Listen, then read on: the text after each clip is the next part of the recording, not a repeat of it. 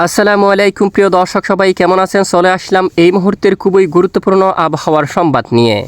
আগামী 24 থেকে 48 ঘন্টায় আবারও আসতে চলছে আবহাওয়ার বড় পরিবর্তন। মার্চ মাসের 2 তারিখ থেকে বাংলার জেলাগুলোর উপর ধেয়ে আসছে বিক্ষিপ্ত বজ্রসহ বৃষ্টিপাত। প্রিয় দর্শক, আজ ও আগামীকাল পরবর্তী 7 দিন পর্যন্ত কেমন থাকতে চলেছে দুই বাংলার আবহাওয়া।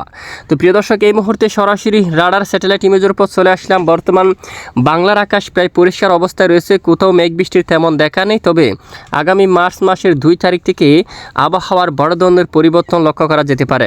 বিশেষ করে বাংলাদেশের উত্তর পূর্ব দিকের জেলাগুলোর উপর ধেয়ে আসতে পারে বজ্রবিদ্যুৎ সহ বৃষ্টিপাত। তখন বড়লেখা, জাকিগঞ্জ, চরকাই, জৈন্তিয়াপুর, এছাড়া কাদ্দম অঞ্চল, সিলেট, চরকাই, চাতকবাজার, জগন্নাথপুর, মৌলভীবাজার, কামালগঞ্জ, ধর্মনগর এবং এদিকে ঘোড়ারঘাট এবং কোয়াই এবং আমবাসা, তারপর রয়েছে নাসিরনগর, ইটনা, কেন্দুয়া, কিশোরগঞ্জ সহ নেত্রকোনা বেশ কিছু এলাকায়, হালকা থেকে মাঝারি কিছু কিছু এলাকায় বিক্ষিপ্ত বজ্রবিদ্যুৎ সহ বৃষ্টিপাত হওয়ার সম্ভাবনা রয়েছে।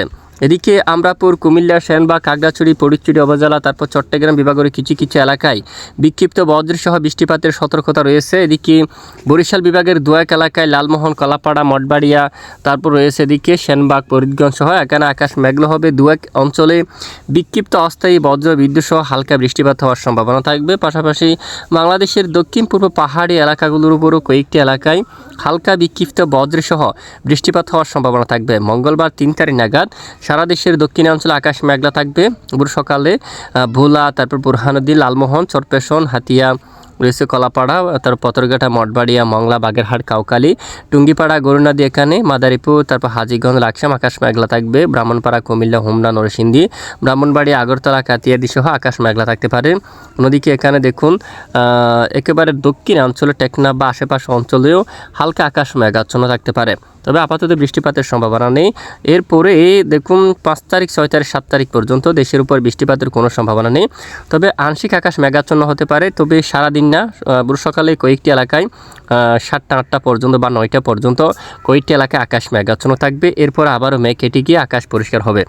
এদিকে দেখুন পিরোজপুর, মঠবাড়িয়া, কলাপাড়া, লালমোহন উপকূলীয় অঞ্চলে হালকা আকাশ মেঘলা হবে মাত্র ভোর সকাল থেকে 7টা 8টা পর্যন্ত, বা দেখুন কিছু কিছু এলাকায় 9টা পর্যন্ত এরকম আকাশ কিছুটা মেঘাচ্ছন্ন হতে পারে। তবে কোনো বৃষ্টিপাত হওয়ার মতো তেমন সম্ভাবনা নেই।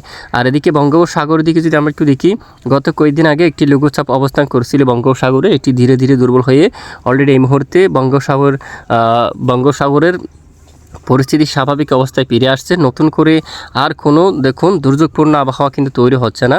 বিশেষ করে কোনো ঘূর্ণাবর্ত বা নিম্নচাপ তৈরির কোনো সতর্কবার্তা ইতিমধ্যে নেই। যদি পরিবর্তন আসে অবশ্যই জানাবো। তো আপাতত বঙ্গোপসাগর স্বাভাবিক থাকতে পারে, কোনো উত্তাল পরিবেশ নেই। নতুন করে পরিবর্তন আসলে জানিয়ে দেওয়া হবে। সঙ্গে থাকবেন। এতক্ষণ আমাদের সাথে থাকার জন্য ধন্যবাদ।